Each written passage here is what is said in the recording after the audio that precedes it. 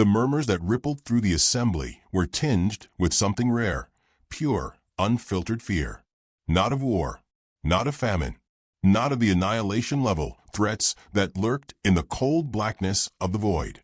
No, this was something worse, something closer, something they had allowed to grow unchecked under the naive assumption that they understood the species in question. The historian, an elder of the Kalshek people, adjusted his thick ceremonial robes and took a slow, deliberate breath. His throat sacs inflated briefly before he exhaled and leaned toward the microphone. The silence was immediate.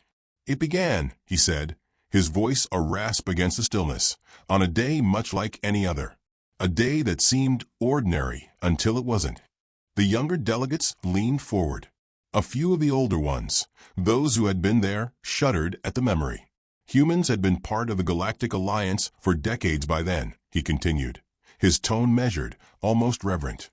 "We thought we understood them. We knew of their wars, their capacity for destruction, but we also knew their civility, their humor, their strange, but ultimately predictable need for diplomacy. But we failed to grasp the silent force that had been keeping them contained, keeping them balanced. We mistook patience for weakness. We mistook tolerance for inevitability." His eyes flickered across the gathered beings, his mandibles clicking once. And then one day, the human women simply stopped. It had begun subtly. A diplomatic summit on Trask Prime, where representatives of a dozen species had gathered to renegotiate trade routes. The human envoy, Ambassador Lillian Price, had arrived early, as was customary for her species. The Traskan host, a bloated mass of jade-hued flesh with 12 liquid eyes, barely acknowledged her presence. It was nothing new.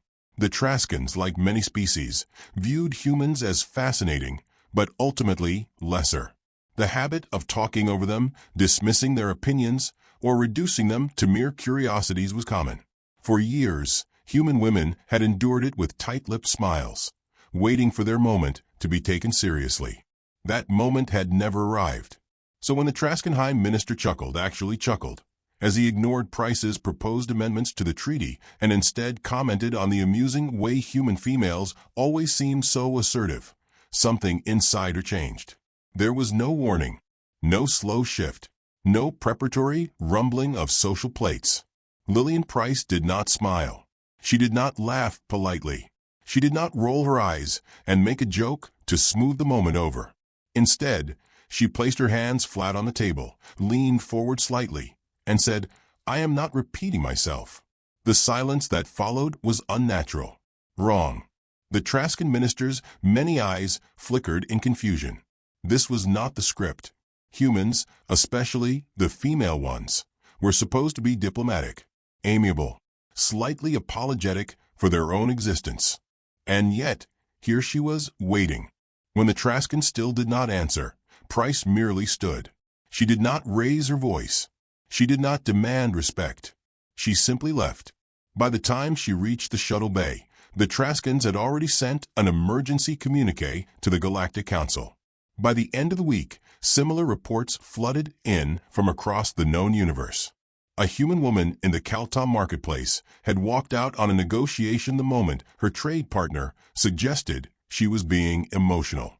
A military officer stationed on the Lochther outpost had refused to give her opinion on a strategic operation after her male counterpart smirked and asked if she was feeling hormonal. An entire colony of human women on the mining world of Rylos had stopped responding to requests for unpaid labor, sending the planetary economy into freefall. At first, alien scholars believed this was a coordinated rebellion, some underground feminist insurrection designed to upend interstellar society. They dissected the sudden shift with frantic academic fervor, searching for the catalyst. A biological event? A political movement? A weapon? It was none of these things. Human women had simply, collectively, reached the breaking point. For centuries, they had swallowed their irritation, smiled through condescension, lowered their voices, softened their words, allowed interruptions, repeated themselves, assumed the burden of emotional labor, adjusted, adapted, endured. And then, one day, they had simply chosen not to. The ramifications were cataclysmic. Galactic trade plummeted as negotiations stalled. Entire industries collapsed overnight. Entire species that had depended on human women's tolerance, found themselves floundering in uncharted waters. The Drokari, a species infamous for their predatory mating behaviors, discovered that human women no longer found them charming. They were no longer interested in educating them on proper boundaries. They were no longer amused by their antics. They were simply done. A Drokari warlord, once feared across 6 systems, was last seen weeping in the arms of his confused lieutenant after his human mate dumped him mid-battle. In the more bureaucratic circles, galactic diplomats scrambled for solutions. Treaties were reworded. Apologies were issued. In some cultures, entire reformations took place overnight, hoping to correct the damage. It was too late. The movement had no leader, no headquarters, no demands. It was not a rebellion. It was a shift, a natural consequence of a history too long ignored. The Council dispatched an emergency envoy to Earth, desperate to negotiate a return to the status quo. The humans greeted them politely, but did not bend. There were no riots, no threats of war, no ultimatums. Only the unshakable certainty that they were done playing the game. And the universe, once so confident in its control over this small, odd species, realized too late that it had no contingency plan for a humanity that refused to be pleasant. The historian's voice faded as he reached the end of his recollection. The chamber sat in utter stillness. For a long time, no one spoke. Then, finally, a young envoy, new to the council, naive in the way only the inexperienced could be, broke the silence. But surely it wasn't that bad. A slow breath. A heavy pause. Then, the elder Kalshek leaned forward, his voice a whisper. You were not there the day a human woman turned down an unpaid committee position with no excuse, but I don't want to. You did not see the Andari prince beg for forgiveness after being called out for talking over her. You did not hear the screams of the Syrexian Grand Merchant when he realized his workforce had unionized overnight. The young envoy swallowed hard. The historian sat back, his many eyes dark with memory. So tell me, young one, do you still think it was not that bad? Somewhere in the vastness of space, a human woman looked up from her coffee, checked the time, and went back to her book. She had things to do. The panic began subtly, at first, like a slow, creeping illness that no one wanted to acknowledge. It took time for the wider galaxy to understand what had truly changed, to recognize that what they had once considered a minor social anomaly was, in fact, a civilization-altering phenomenon. The first to recognize the gravity of the situation were the economists.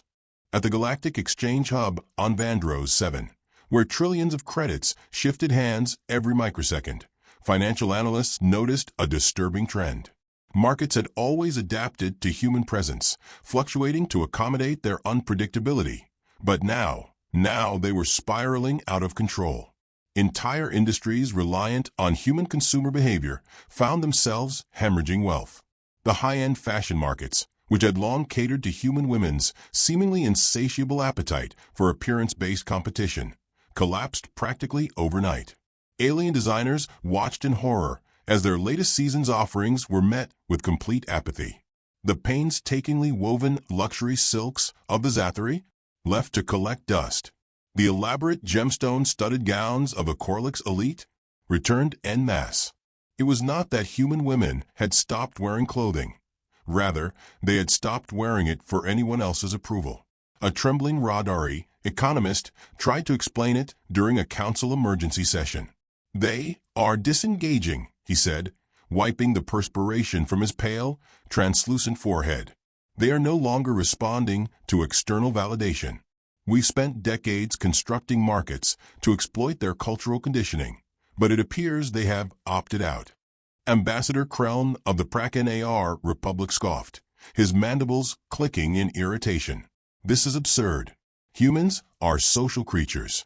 They thrive on external validation. The economist only shook his head. Not anymore. Not the women. The statement was met with silence. Someone in the back of the chamber muttered a quiet curse.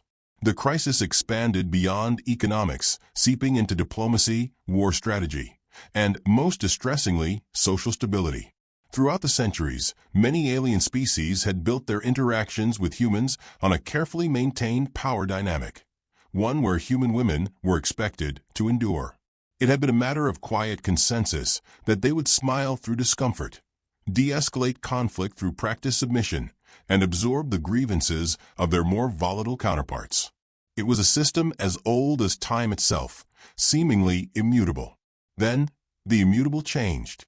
On Kelter 9, an interspecies arbitration had been called to settle a land dispute between the Zorn Dominion and the Valarn Consortium.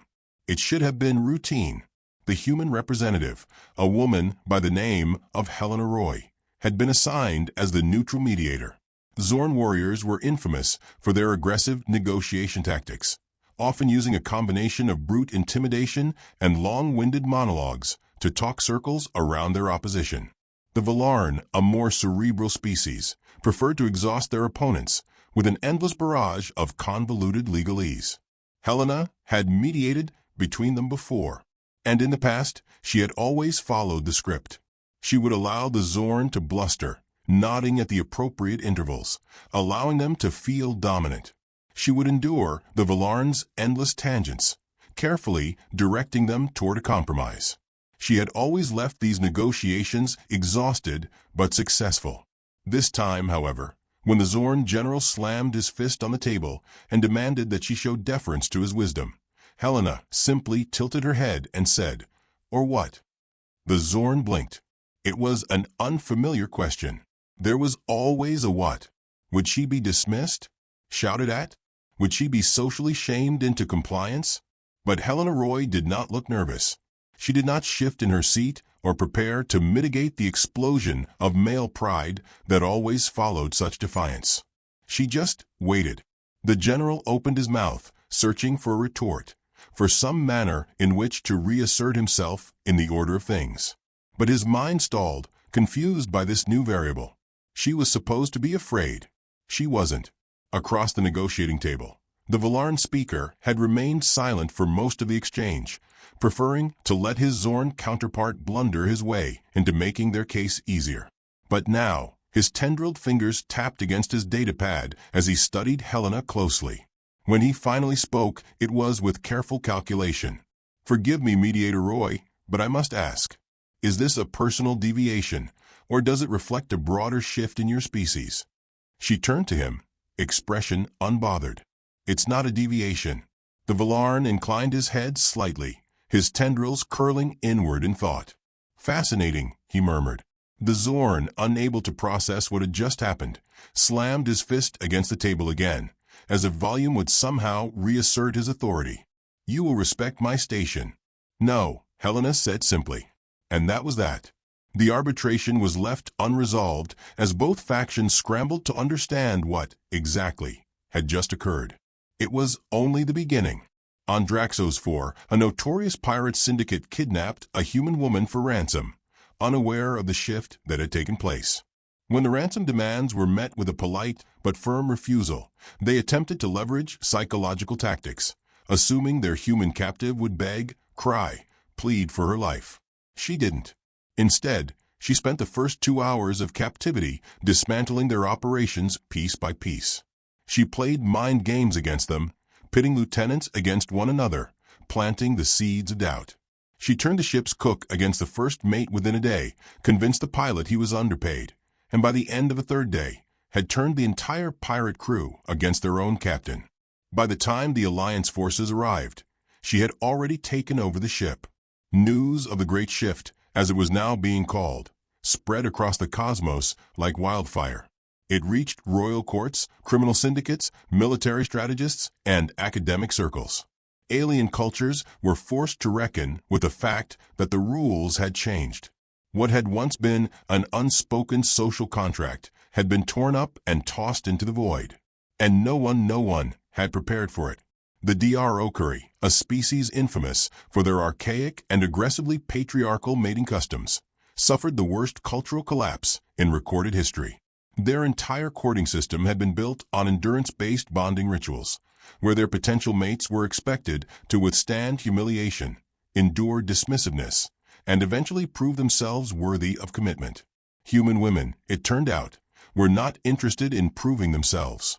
One particularly disastrous Dro Curry courtship attempt was recorded live when a warlord of significant prestige approached a human diplomat and began what he believed to be the ritual dance of conquest. The ritual, to an outsider, resembled something between a violent seizure and an interpretive battle display.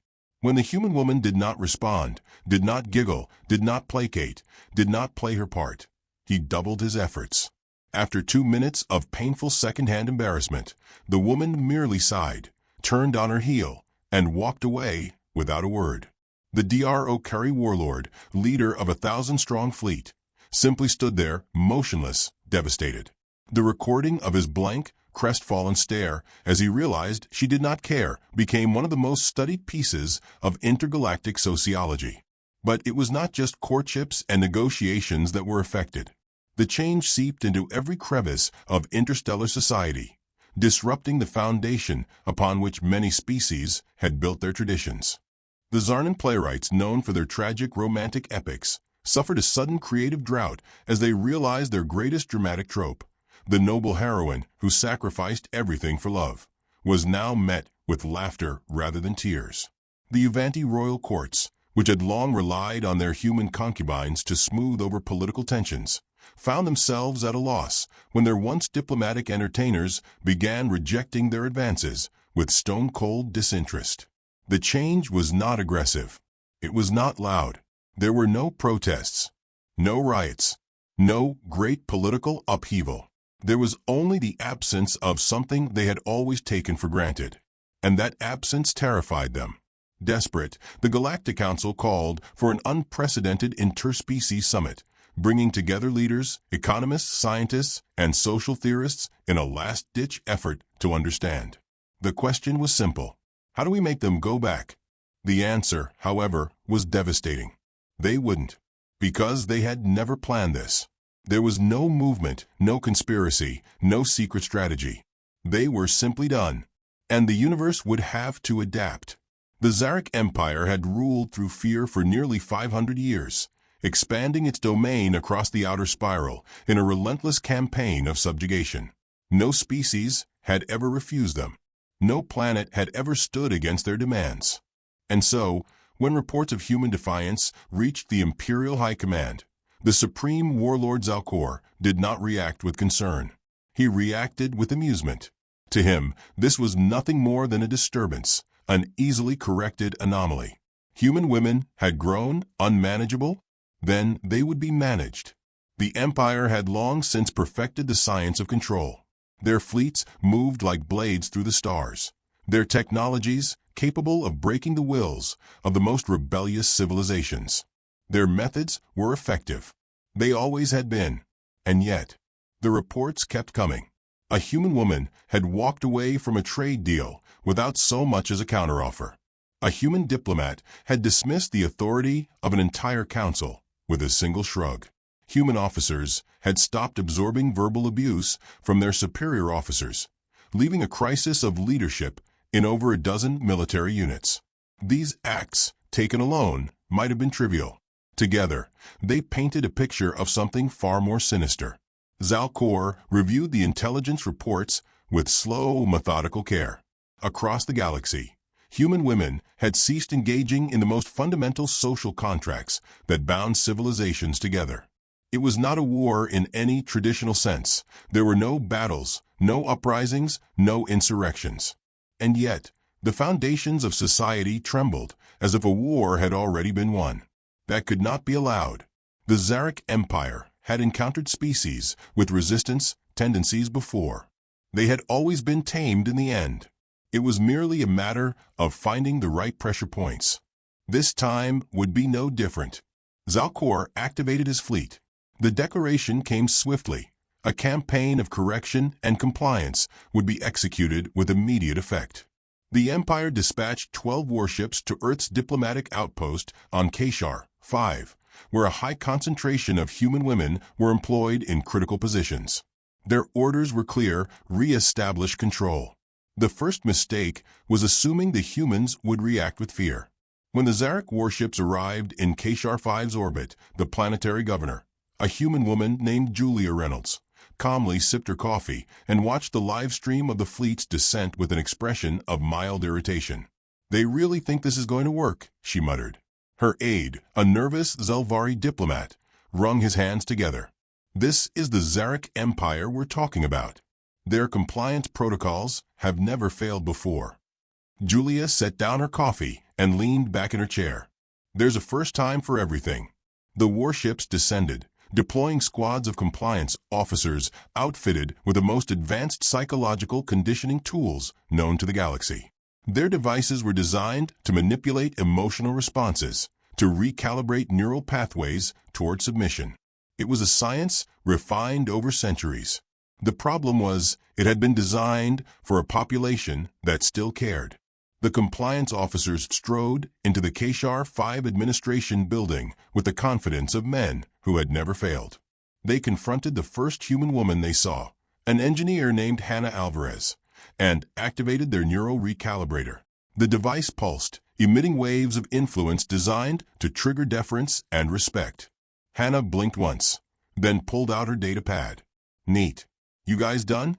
I've got a meeting in 5 minutes." The compliance officer stared. The recalibrator hummed in confusion. "Miss Alvarez," the lead officer said, recalibrating the device for a higher setting. "You will acknowledge our authority." She looked at them. "Nah." The officer faltered. "Excuse me." "You heard me." She tucked the datapad under her arm. "I don't respect you. I don't fear you. And frankly, I don't owe you my obedience. So if this is the part where I'm supposed to tremble and beg, you're going to have to keep waiting." She brushed past them without another word. The officers did not move. The recalibrator, an instrument that had dictated the fate of civilizations, had failed. The problem, though they did not yet realize it, was fundamental. The device did not impose control. It merely amplified an individual's pre-existing social conditioning. It heightened obedience, exaggerated fear, reinforced submission. And the human women of Kashar 5 had none of those things left. Every attempt to use the compliance tools was met with the same blank indifference. Some women outright ignored the officers, walking past them with the kind of supreme confidence that shattered an oppressor's spirit. Others humored them, responding with amused sarcasm that left the officers floundering. None obeyed. By the end of the first day, the compliance teams had retreated to their warships, their mission a catastrophic failure. The reports they sent back to high command were near incomprehensible. Subject responses, unaffected. Intervention success rate, 0%. Probability of restoration, none. Zalcor refused to believe it. His warships blockaded the planet, preparing for a full-scale assault. If the women of Kashar 5 would not submit willingly, they would be forced to their knees. That was the second mistake. They assumed human women could be forced. The retaliation did not come in the form of weapons fire or sabotage. No fleets arrived to meet them in battle. Instead, Julia Reynolds composed a single transmission. It was a simple message, broadcast across every known channel in the Zarek Empire. "Our patience was never infinite. You should have treated us better when we still had some left." It was not a threat, not an ultimatum. It was merely a fact. And it was terrifying. The Zarek Empire had always assumed that fear was the greatest motivator. But what they had failed to understand, what so many had failed to understand, was that the true foundation of their power had never been fear. It had been accommodation. The women had allowed things to continue as they had for centuries. They had permitted certain behaviors, tolerated them out of social necessity. The structure of galactic society had been precariously balanced on the willful patience of a single group. And that patience was gone. Zalcor watched as the fabric of his empire began to unravel before his very eyes. Military advisors resigned in droves, human women across the fleet walking away from their posts without hesitation. Civilian sectors collapsed as entire industries dependent on female labor disintegrated overnight. The empire's greatest minds, the very people who had kept its economy running, its bureaucracy stable, left. Not in protest. Not in revolution. They simply decided they had better things to do. The collapse of the Tsaric Empire did not happen in a single night, but its death sentence had been signed the moment they believed compliance could be enforced. In the weeks that followed, Julia Reynolds watched the reports roll in with a quiet, satisfied nod. She had not fought a war. She had not won a battle. She had simply let them fail. When the final Tsaric warship withdrew from Kashar 5, its officers in a state of abject defeat, the message was clear. The galaxy had changed, and there was no going back. The silence that followed the collapse of the Tsaric Empire was unlike any the galaxy had ever known. It was not the silence of mourning, nor the uneasy hush that follows a great war. It was a silence of reckoning, the breath held collectively across thousands of worlds as civilizations, rulers, and empires grasped the enormity of what had just transpired. There had been no war, no formal battles, no fleet engagements or diplomatic crises spiraling into bloodshed. There had only been a change, a shift so fundamental, so complete, that it rendered all previous rules meaningless. The women of humanity had not risen up. They had not demanded justice. They had merely decided they were finished playing along. And in doing so, they had demonstrated the greatest power of all. It was a power that no empire, no political strategist, no military warlord had ever accounted for. Indifference. The Tsaric, once feared as conquerors, had been reduced to a husk of their former strength. Their economy had crumbled within weeks of human women withdrawing from their workforce. Their political structure had shattered under the weight of self-inflicted instability. Entire planets, once considered immovable strongholds, had simply stopped functioning because the women who had once shouldered the burden of unseen labor had walked away without so much as a backwards glance. And the Tsaric were not alone. Across the known universe, civilizations that had structured themselves around the unspoken assumption that women would always endure, always accommodate, always bend to avoid breaking, found themselves in the throes of existential collapse. The Dro Curry homeworld, once ruled by an unshakable warrior caste, had fallen into total disarray as their elaborate courtship rituals ceased to hold any power. No amount of ritual displays, no grandeur of aggressive devotion, could compensate for the simple, irrefutable truth. Human women had lost interest. They were no longer impressed. And the Dro Curry, for all their might, had no idea what to do with an opponent they could not fight, could not intimidate, could not even reason with, because there was nothing to negotiate when the other party simply did not care. The Korthian trade unions, long known for their sharp business acumen, watched in stunned horror as their most vital trade routes crumbled, not because of blockades, but because human women simply chose not to engage. No amount of economic incentives, no pleading emissaries or carefully constructed deals could convince them to return to the way things had been. There was no path back, no negotiation that could undo the shift. For many, this realization was met with panic. The Galactic Council convened emergency meetings, gathering representatives from hundreds of species in a desperate attempt to restore some semblance of order. Delegates, once confident in their ability to dictate interstellar policies, now sat pale and sweating, terrified of saying the wrong thing. Because now, for the first time in history, they were aware of the one truth they had never considered, that human women had been the linchpin holding their societies together. And that linchpin had chosen to disengage.